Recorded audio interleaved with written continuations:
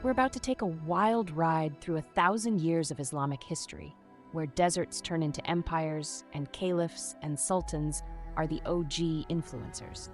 Imagine starting from a place where the hottest new tech was probably the camel, and ending up with a civilization that's the envy of the history books. So, around 570 CE, Muhammad pops into the world in Mecca.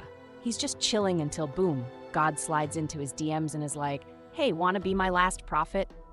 Muhammad's like, "Sure, why not?" and starts spreading the word about monotheism, which was basically the spiritual equivalent of going viral back then. After Muhammad's mic drop in 632, it's chaos. Who's gonna fill his shoes? Enter the Rashidun, the Fab Four of early Islamic leadership. They're like, let's expand this empire, and next thing you know, they're everywhere, from Iran to North Africa. High fives all around, but also lots of drama. 6 of 61 rolls around, and the Umayyads are like, we got this.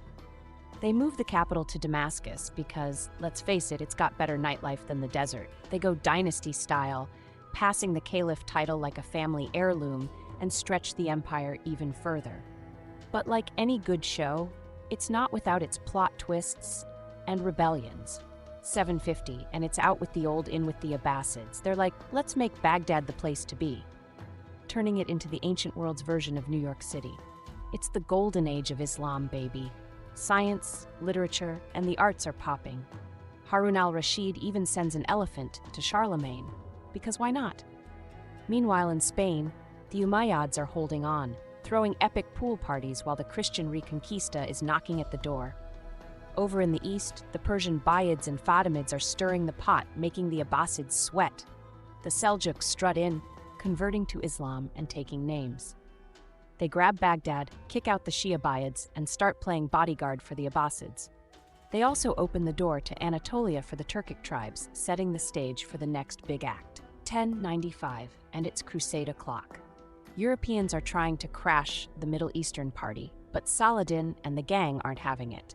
They put up a fight, showing the Crusaders the door in the most epic way. 13th century, and here come the Mongols, crashing the party like nobody's business.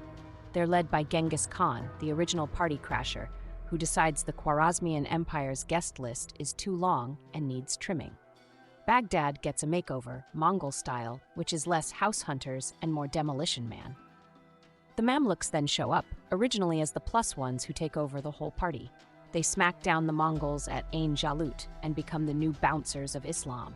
Meanwhile, the Mongols who stick around convert to Islam and get cultured, showing that they're not just about conquering. Enter the Ottomans, who start as the underdogs in Anatolia and end up hosting the biggest party of the Millennium. They take Constantinople in a historical mic drop, and Selim the Grim goes on an empire shopping spree.